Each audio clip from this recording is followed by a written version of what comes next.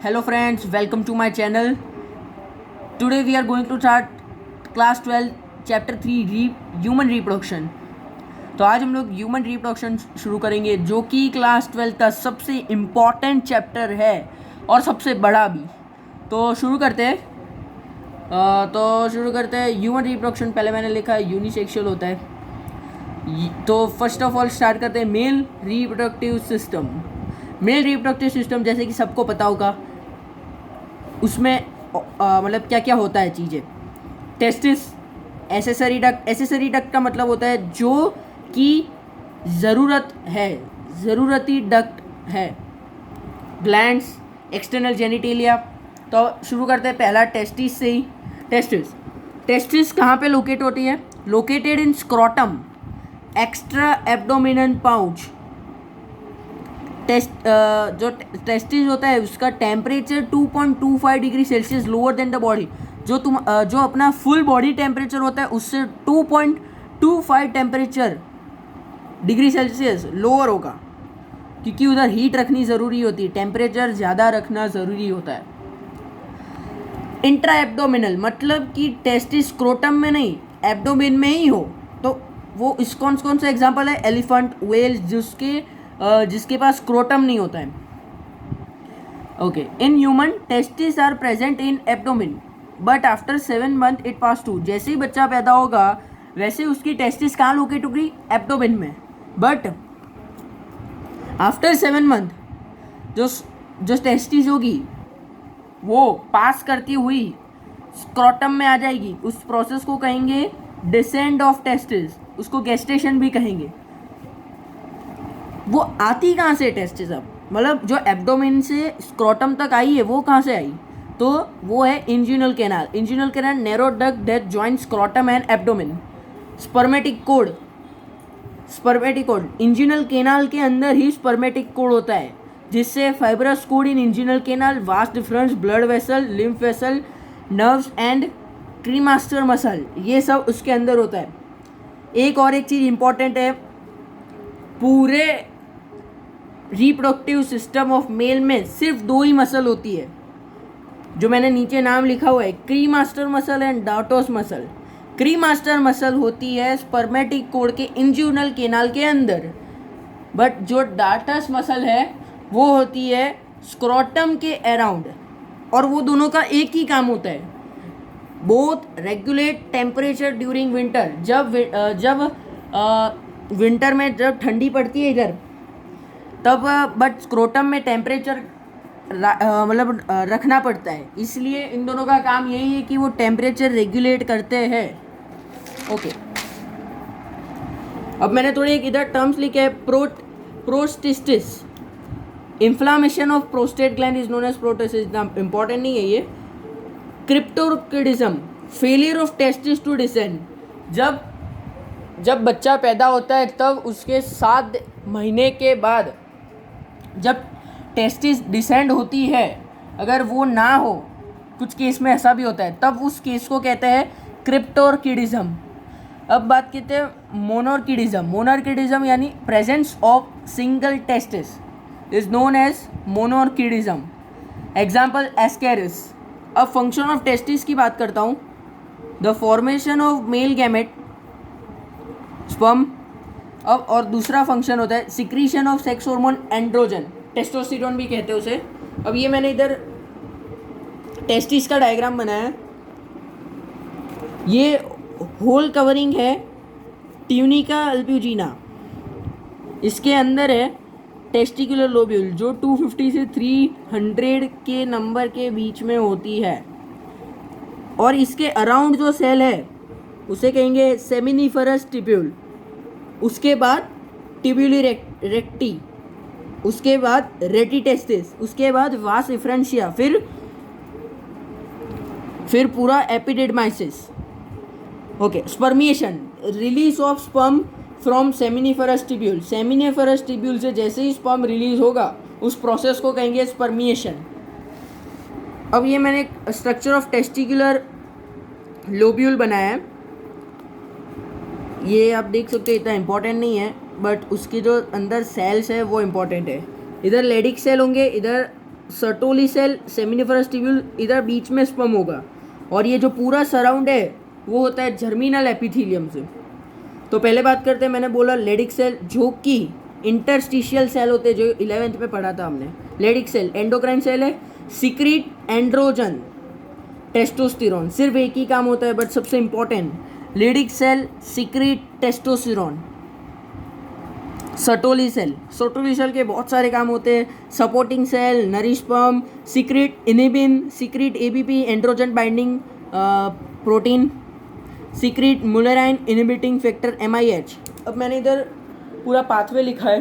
पहले जो स्पर्म होगा वो रिलीज होगा सेमिनिफरस ट्यूब्यूल, जिसको हम लोग स्पर्मिएशन कहते हैं, फिर जाएगा ट्यूबुली रेक्टी तक, फिर रेटी टेस्टिस, फिर वासा इफ्रंशिया, फिर एपिडिडमाइसिस और लास्ट वासा डिफरेंस से वो बाहर निकलेगा।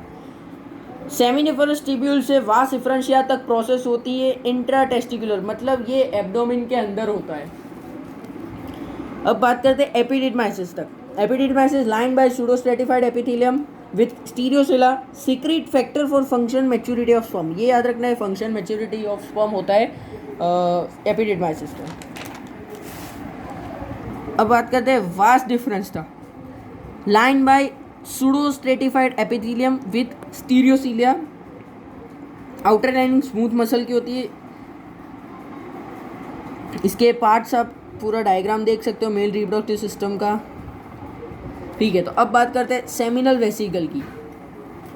सेमिनल वेसिकल पैड ग्लैंड होता है, located behind urinary bladder, secrete seminal fluid which contain fructose inositol fibrinogen. But सबसे इंपॉर्टेंट काम, 60 to 70% of semen is contributed by seminal vesicle. सबसे इंपॉर्टेंट नरिशमेंट ऑफ स्पर्म इधर होता है। अगर seminal vesicle plus vast difference कर दे, vast difference मैंने इधर ऊपर समझाया था, तो बन जाएगी इजैक्युलेटरी डक्ट। इजैक्युलेटरी डक्ट में होता है store and transport of sperm takes place in ejaculatory duct. अब बात करते हैं प्रोस्टेट ग्लैंड सिंगल। हमने देखा था सेमिनल वेसिकल के अंदर 60 to 70% of semen is contributed by seminal vesicle, और प्रोस्टेट ग्लैंड में 20 to 30% of semen is contributed. सबसे इंपॉर्टेंट काम प्रोस्टेट ग्लैंड का, alkaline neutralise acidity, acidity of urine को ये कम करेगा, न्यूट्रलाइज करेगा, सीक्रेट Ca2+ फिब्रिनोजन। अब एक copper bulbo urethral gland pad help in lubrication, बस इतना ही काम है। अब पेनिस की बात करते हैं। पेनिस मेन कॉपुलेटरी ऑर्गन, काम है insemination, transfer of semen into female. True penis found in reptile and mammal, ये मैंने TS ऑफ पेनिस बनाया है, देख लीजिए, स्क्रीनशॉट ले लीजिए।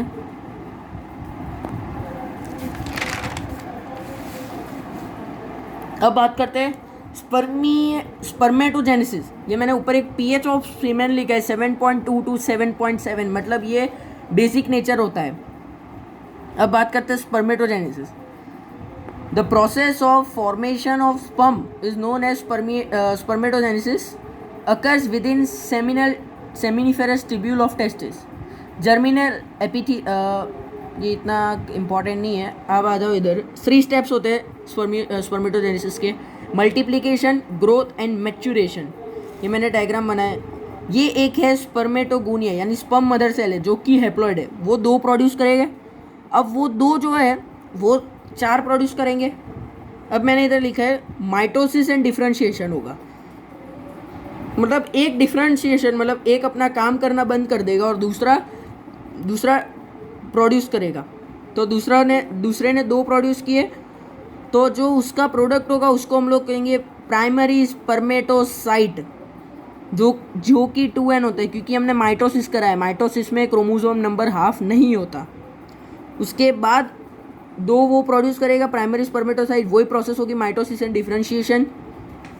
अब होगा मियोसिस 1। मियोसिस में क्रोमोसोम नंबर हाफ हो जाता है, इसलिए जब तक अभी तक 2n था, अब जो प्रोडक्ट आया वो n होगा। तो जो वो 2 न्यूबॉर्न जो प्रोड्यूस करेगा, मतलब न्यूबॉर्न क्या सीमेन जो प्रोड्यूस करेंगे, वो सेकेंडरी स्पर्मेटोसाइट जो कि n हो जाएगा। अब वो सेकेंडरी स्पर्मेटोसाइट है, वो स्पर्मेटिड 4 स्पर्मेटिड प्रोड्यूस करेंगे जो कि एन है। अब वो 4 स्पर्मेटिड है, वो एक एक स्पर्मेटोजोआ प्रोड्यूस करेंगे जो कि हमको चाहिए। इसमें क्वेश्चन ऐसे आते हैं कि अगर मेल के पास total chromosome number 46 primary spermatid है तो स्पर्मेटिड में कितने हो जाएंगे? स्पर्मेटिड में हमको याद रखना है हाफ हो जाते हैं 23।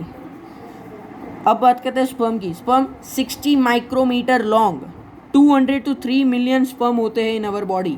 60% of sperm are normal shape and size, 40% of sperm should have normal motility. Shape उनका सेम नहीं रहता। अगर 200 to 300 मिलियन से कम यानी 20 मिलियन मिलीलीटर पर ml अगर सीमेन होगा तो उस कंडीशन को हम लोग कहेंगे ओलिगोस्पर्मिया, कॉज ऑफ इनफर्टिलिटी। ये मैंने एक स्पर्म का डायग्राम बनाया है, ये आप देख सकते हो।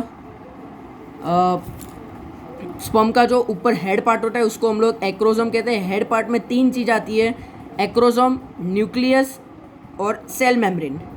ये नेक है। नेक के बाद आता है स्पाइरल अरेंजमेंट जिसके अंदर माइटोकॉन्ड्रिया शीट होती है, 25 to 30 माइटोकॉन्ड्रिया शीट होती है।